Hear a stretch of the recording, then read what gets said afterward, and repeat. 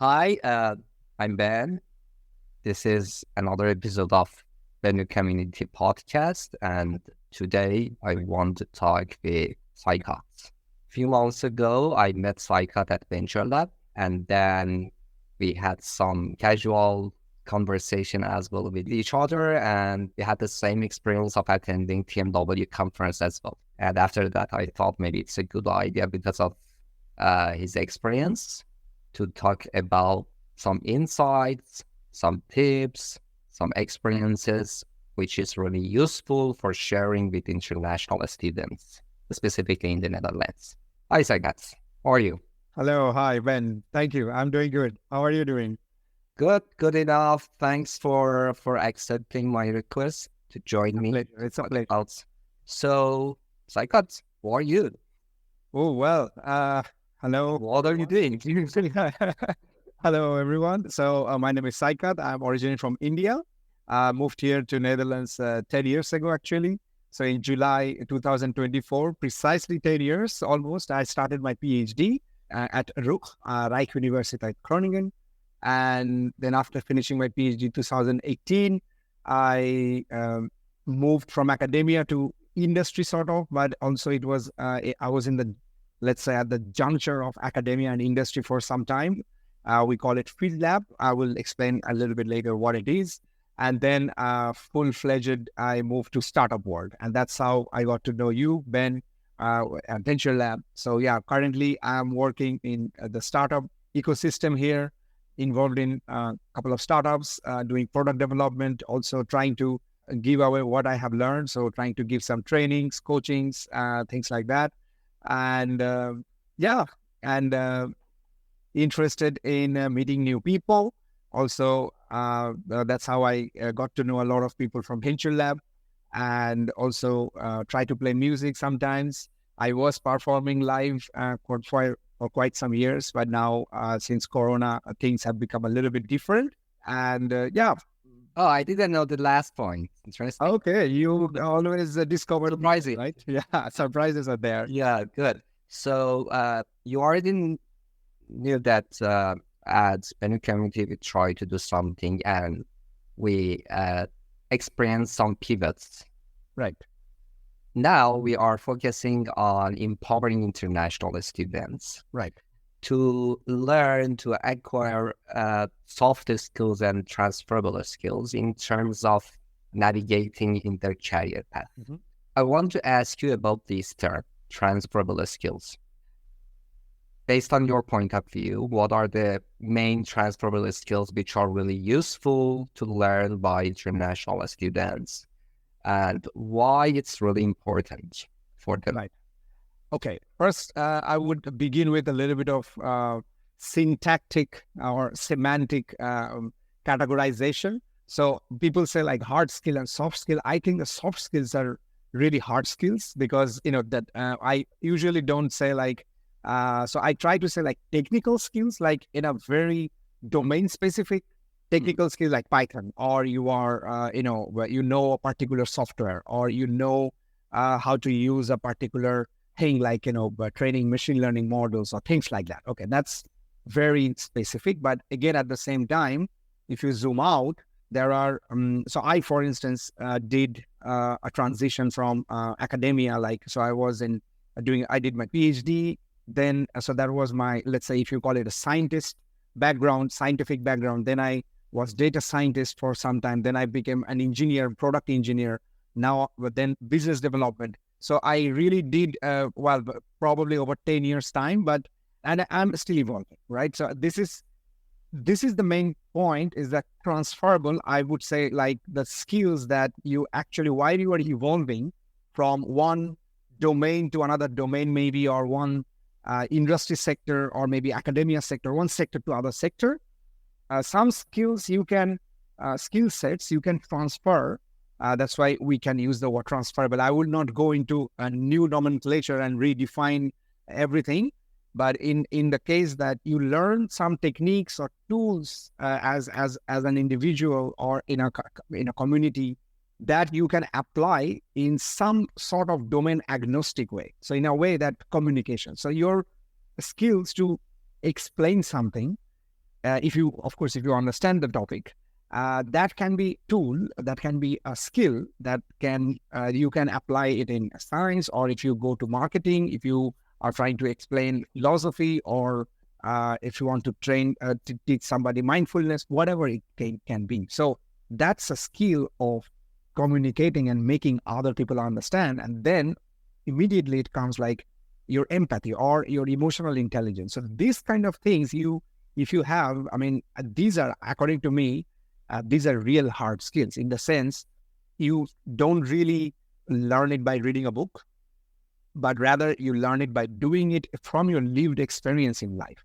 So yeah, it's very difficult to really pinpoint what is a transferable skill, but in my opinion, adaptability, group work, also it can be your resilience, communication, that's a very important one.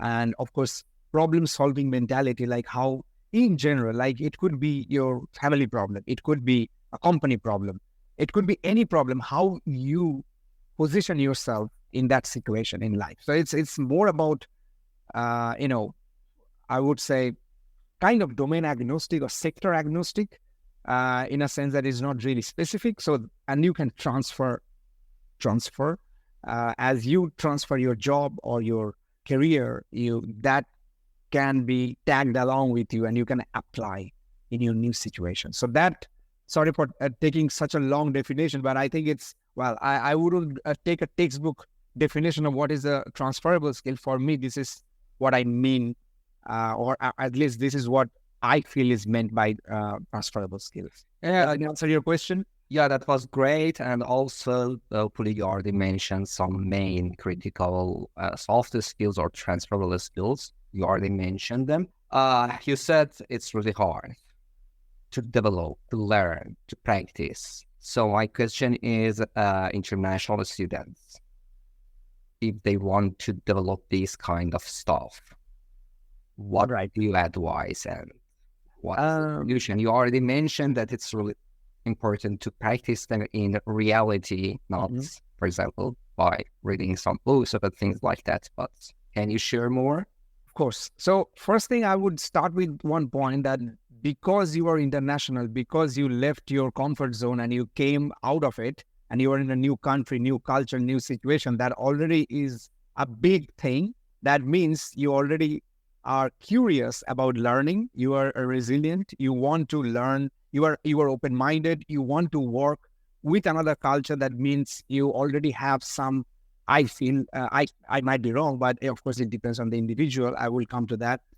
You have the mentality to work in a team, and things like that. So that already is something. So take it not as your weakness, but it's the strength that you made it to break your comfort zone and came out to see how it is outside. Now, why I say they're real hard skill, I wouldn't mean like hard in a way like it's difficult, but it really depends on the personality, people, and also your life experience. So maybe some people who are lucky enough to go through some challenges in a way that, there were situations that they needed to resolve, and that made them more resilient, most likely. Or that can also be like, that made them less resilient, or they became like, well, life is not so rosy. Well, I don't look at, because the way is that how you look at a challenge or a difficult situation, either you can complain about it and then just like,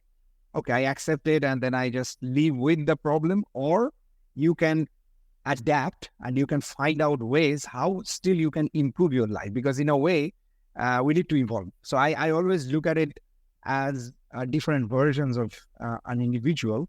So it really is an individualistic, it's very bio-individual in a sense. Some people are very good at maybe communication and teamwork, but maybe they need a little bit more leadership skill. So for instance, so it's something you, someone as an individual, I think it's also about something to reflect and position yourself. Okay, what are my strengths and what are my weaknesses in a way that I can work with a team, or what is my strength? Of course, you need to work with your team if you are going to a leadership position. So for international students, especially now coming back, I would suggest, for instance, work with other, if you can. So try to be a little bit interdisciplinary in the sense like, go beyond your disciplines first. Because if you are coming to here to study, that's great. But then also try to have some courses or some projects, for instance, that actually challenges you in a way. Maybe you are in journalism, but you want to pick up on a topic that is completely not related to journalism. I don't know, maybe about something about AI and how that AI ethics maybe, and how AI ethics and journalism can, and then you can sort of communicate and interact with other people, and that can also give you some and challenge yourself basically to think out of your discipline in a way. So that's one thing. Projects or internships. So try to also have a bit more like exposure with the world outside the academia, because oftentimes what happens is that it's a bubble. Well, we know it's a bubble. Everything in a way, there is a let's say boundary of everything, right? I mean, there's a system boundary. Now, academic system boundary sometimes really keeps you in a world that is a kind of far from what is happening in the real world. Even within the academia, different departments work differently. So I would say also try to do a little bit of more like an internship kind of things that is giving you a little bit of exposure to something that is not part of your course, maybe, right? That is not just writing an exam. That's one thing. And of course, I would also say networking, like try to go for local events. Like, a few weeks ago, we had one event. So places where maybe not less just like-minded people, but also very dissimilar minded people, so that you are exposed to, and you have the wow factor suddenly, like, wow, they think like that. Okay, I did not know. I mean, okay. Because see, the point is many a times we try to gravitate, even when we come from abroad, we sometimes try to gravitate towards a zone or a bubble that is kind of, again, oh, I see some people from my country, we speak the same language.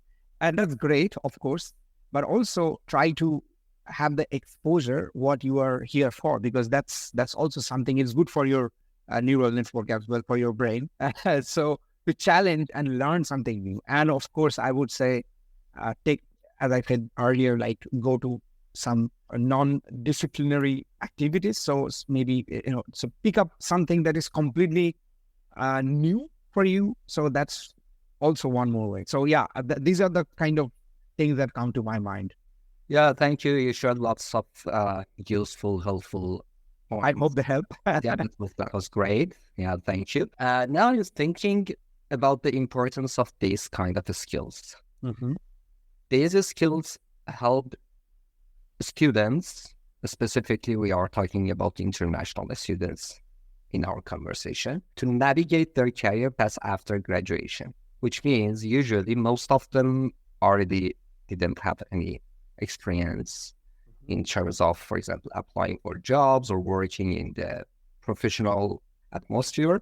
And that these kind of skills maybe can help them to have a better journey, their new, way of living, working. Yeah. My question is how they can show the abilities, the skills they already learned, because finally they need to prove that I'm the right person for that specific position for employers. Yeah. Have you had any experiences personally, or do you have anything to share with us to help them to, to overcome, to cope with these situations better? Yeah, it's a very good question. In a way, it's a catch-22 in a way that they are looking for a skill for, let's say you are, the job givers, the employers. So for instance, there is a job description, and while these days, according to me, all job descriptions are kind of, they are so homogenized in a way.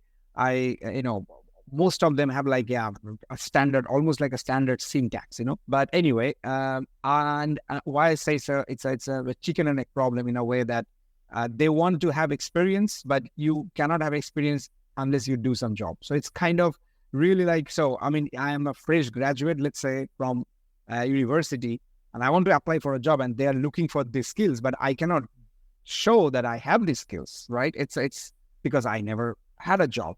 So in a way, that's why I think it's kind of important. Well, not kind of important. I think you can, that's one of the ways you can do it. I don't know, maybe there are other ways. So have some 6 month or whatever, some few months of exposure, even during your, I know I'm asking for a lot, but when people are already doing a degree, they're so intensely busy that it's really not possible. But still, try to have maybe an internship or some work experience outside, and try to see, even if not an internship, in the extreme case, have a friend or some within your circle, ask around, okay, what type of, what is their daily life, day-to-day life? It's like, in a way, there is thinking about like, okay, you are yourself, you are going to be a product or a service in the market, and the market, there is a problem, right? In the sense that the problem is there is a demand, not a problem. Let's say there is a demand, right? Demand for some skills.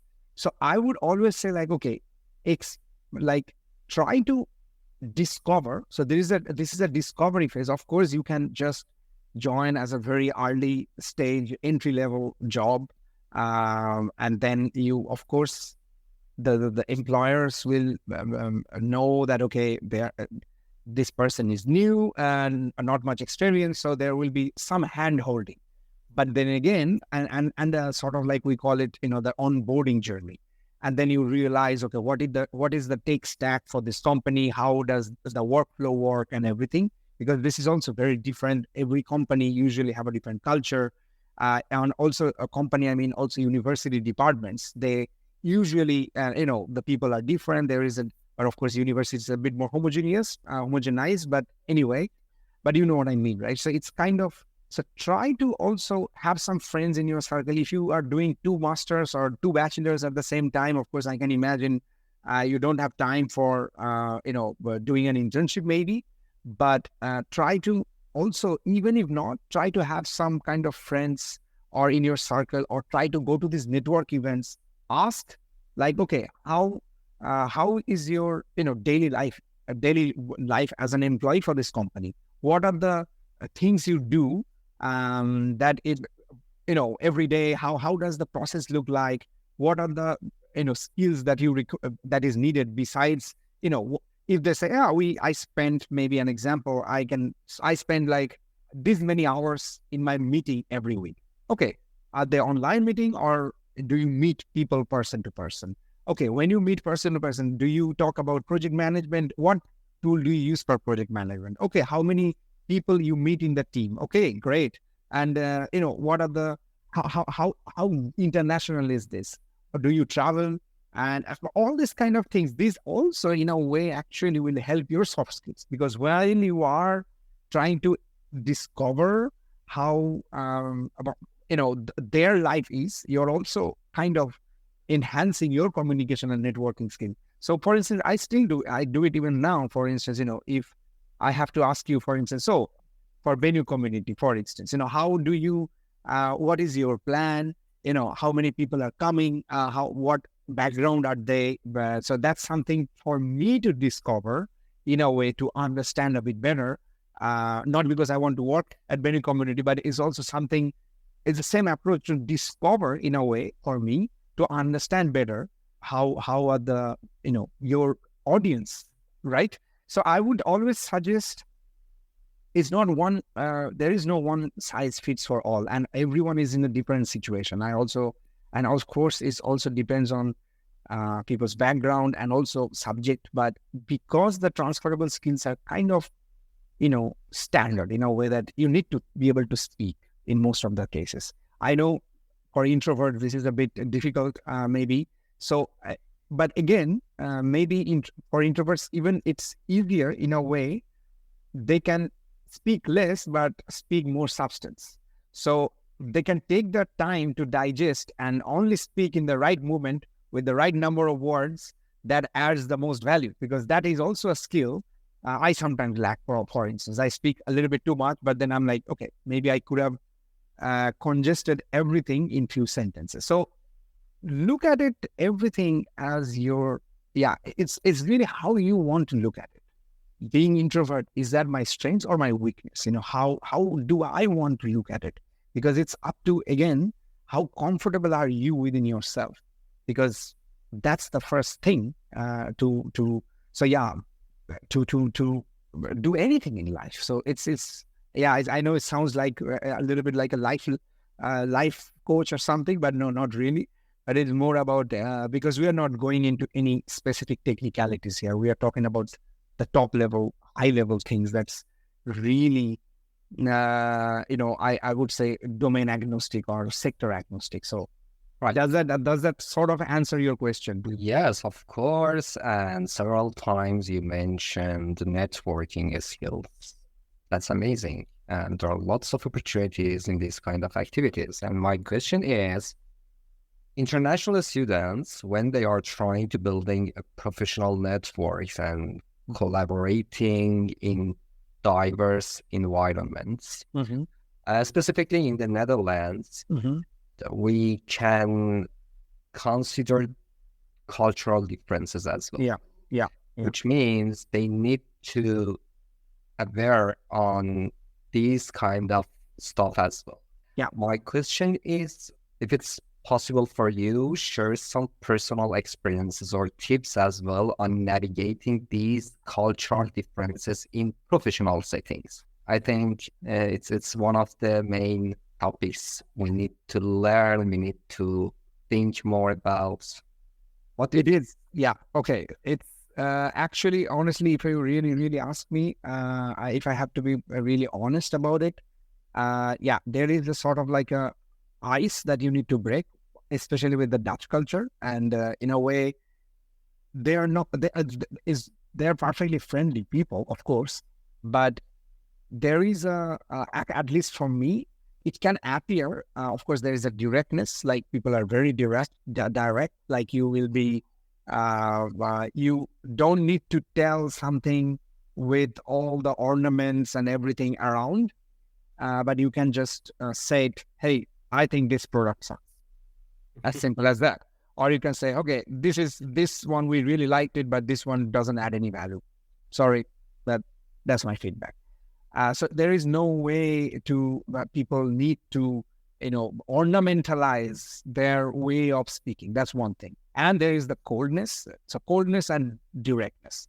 Coldness can mean like, can appear as if people are a little bit like, it's distant. They are a little bit, not very warm. They're a little bit, okay, that's just opposite of cold. But, in a way, okay, I don't want to do a comparative analysis of different cultures, but let's say Portuguese people, I find way more welcoming and warmer to approach, or let's say approachable. And Dutch here or German, a little bit more, I feel a bit like they're a little bit serious looking, for instance, right? So but it's nothing wrong or right, but because it's just culture, right? And then you just have to, and in all cultures, I think also there are differences and exceptions, but I'm just talking in general. But generalization is not the only way, but culturally speaking, I see. So yeah, that's one thing. And professionally, also in professional circles, you would see that people, it might need a while, take a while to really get to know a person. I'm not even talking about personally. That's something completely different story, but also that takes even longer. Like to be there in inner zone, it takes a long time. But that doesn't mean that the culture here is, they don't want to talk to you or mingle with you or work with you. It's not absolutely not that. I have been working with Dutch people for a long time, but it's just the fact that they might appear at the first go. It's just that they're not like, on the very first meet, they would say like, hey, let's go out for a drink or something. It's going to be a little bit slow about getting to know process. network, there can be also language barrier. Of course, I have to say that as well. But again, it depends on the set and the setting. So if it is an international, let's say, founder investor drink like we had, there would always, I think this is also human nature, that there would always be small, really small pockets where two, three people are speaking Dutch with each other, or Bengali with each other, or Hindi with each other, or Spanish with each other. I mean, well, Spanish people also tend to do that. In my observation, I think everyone does it. So if two, three people meet up and they speak the same language, there will be some small pocket. So I'm not hurting anybody, I hope here, but it's just that fact that that's natural. I think that's human nature. That's maybe it's a collective effect or group effect, let's say, right? But besides that, I think if the majority, if the mix is international, Dutch people are very friendly to switch to English if they realize, oh, this person doesn't speak Dutch, so we need to switch to English. That's very, very friendly, and that's one of the reasons I speak Dutch. Well, not that good, but I could survive, and not only survive, in a very nice way, live here, because you don't really need to learn the language in order to do everything. So if you go to groceries or wherever, there is English speaking people. So that's why I said it's a good and bad, both, in a way that you don't also get the impetus to learn the language, because if it was Italy or Spain or even France or Germany, you would definitely have to learn the local language, most likely, I think. That's again my assumption, but that's also based on my people that I in my network, that their experience. But here you can almost spend years without really learning the language and speaking the language. Yeah, but I would say there is now, thinking about really professionally, it's kind of, again, now culture agnostic. If I become a little bit culture agnostic, there are some general things. Wherever you move, even if it is Netherlands or Portugal or America or wherever, every culture, every country has a network culture. So in a sense, I think you need to first observe. In few events, you just need to see how people, what is the normal behavior. I mean, that's really something I believe you first have to be an observer. In a way, of course, you go hi, say hi, and shake hands and everything. If there's corona, don't shake hands. But it's more about observing, and there is a certain way people behave in different societies. I mean, that's kind of, it's given, I think, and that will change if you change the geography, right? It's really, it also evolves. It's a spatial temporal thing. So given that, I wouldn't say that Netherlands is very unique, or you need to find out some unique, skill you need to have in order to network. But yeah, it is something I would suggest, that wherever you go, observe how things are happening, so that, it's kind of like, okay, this is the way it happens normally. And if there is a response time, in a way, like people on the first meeting, they will not immediately go for a coffee with you or something. You can add them in LinkedIn. You can ask gently for an intro call, professionally, I mean, and then you can get to know a little bit, but it also, again, hard to generalize. Some people like to have the communication faster. And if there is a good fit, even if it is an employer, or if it's a founder, investor, or whatever, if there are values, some people like to do it fast. But I feel, now, that's what my personal experience, through network, a lot can happen here. So that's one thing. So if people get jobs, people can get, you can get a lot of things done by knowing people. And people here like to trust on people that they are in their network for quite some time, whom they're, noticing, okay, this person is doing good in this job. Okay, I have some, because that's your sort of usually people don't ask a recommendation later. So that's your recommendation later over time that you kind of accumulate. It's an accumulated trust over time for a person. So many a times you just add people in your LinkedIn or in your network, be in the network. That's great. And things might not happen immediately like this, but you never know. But people tend to trust people whom they know already. So that's really something. So yeah, I feel it's important here in Netherlands because it's in some sense it's pretty small country, but still the population density is quite high. So which means you actually, in a way, there is quite some competition.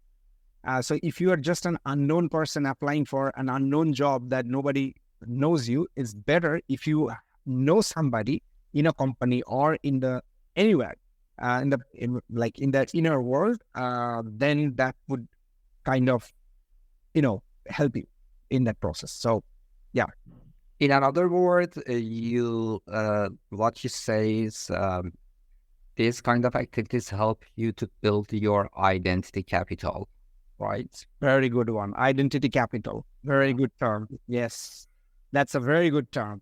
Rightly, you place it nicely. Yes. Good. So, in terms of building that identity capital, via networking, connecting with people, trying to participate and contribute more in different activities, networking gatherings and things like that. My last question is, what advice would you give to international students to leveraging these skills to achieve their career goals in an easy way? Maybe hack something. I don't know. Do you have any specific advice? Well, specific, I don't know how specific can I go because, we are trying to keep it as generic as possible. At the end, I want to ask you to make it as much as possible concrete. Right. Maybe some specific personal stories. Right. So, well, if you really want to have anything like that, I would say make like the personal story you said. So make your personal story like every individual, because you have to showcase your skills or what you have been doing. So try to have your, you say identity card or whatever the identity value capital, and then create your sort of card or business card through your GitHub, through your whatever you have done so far. Be tangible. Put this in your website. Try to have people who, besides networking, of course, this is what. So, few steps. For instance, how can I know that you have this skill set? Right? What is the evidence? What is the validation? Again, so for instance, if I would like to give a job, and then I am looking for potential candidates. Now, let's just think it like this. If somebody says, hey, I know Ben, that I know someone says, from my network, hey, this candidate, this guy is cool. He moved from Iran and they're looking for a job. This is his CV. I know this guy, very good. Could be nice for any team. Worth checking after, okay? And then I get also in our job offer, let's say when we put the advertisement, we get a lot of unknown applications. So, of course, you can imagine, like, if there is this factor of networking inside, then I would, of course, prefer you. But then, of course, then other candidates, imagine we need to kind of, people don't have that much time. Particularly these days the HR is probably working a bit differently, and I'm not in HR, so I cannot really tell you how the process goes in detail. But of course, how can I, in one or two clicks, I don't need to go to too many things. You can demonstrate, you can reduce that funnel timing so that I can understand the candidate better. So think like them. So that's my, whatever you are doing, even if you are applying for a fund to an investor, or you're applying for a job, you are applying for, so decenter yourself, sit in their shoes, think how easy it will be for them to discover you, to really understand you. Okay, these are the things that this guy or this person has done, and this is really what is I can in their mind. They have a mind map of okay how this person would be fitting in there, because they're always think that the person on the other side is also going through a very tough time. Why? Because they're also trying to have a fit, the best fit, right? So it's always a best fit scenario. And we always have a best fit? I don't know, because the process involved might not be perfect. Maybe you as a candidate did not portray your skill sets in a nice way. So I wouldn't say misinformation, but the right information was not delivered to the person. So maybe you were the best candidate, but it was not conveyed nicely. So think like them. That's why, if you are trying to raise fund, think like an investor. If you try to apply for a job, think like the job giver for the position in that team, what is needed. Think yourself in that scenario, right? So that's another thing. Go to networking events, try to have an impression, but not aggressively, because we also, this is also something I felt that Dutch people don't like too much show off. This is not America. I'm sorry, but maybe people, that's also overgeneralization. I'm damn sure it's not that simple, but in a way, you cannot just say, yeah, I've done this. This is this is bad. This is that. I'm a big person. No, it will really come back to you as a boomerang. It will not work. So try to be modest, what you really need, and try to, again, understand in different scenarios what is needed. And if you see there is a fit in a situation, in a context, in everything, I think this also can be generalized in life in general. And then you add value, or you sometimes the best thing you can say is say nothing. That's also one more thing. So yeah, in a new culture, when we move, there's a lot to learn. So also come with an open mind. Of course, you are, all of you, like whoever is coming abroad for studies. So come with an open mind, observe and see how things happen. And of course, there could be, a culture shock, many culture shocks that could be there, but also it depends on how resilient and adaptive you are, because that's another thing I always want to say, adaptability. So you need to adapt to the situations and new culture. So try to see, okay, the network events in Paris were different in a network event in Amsterdam.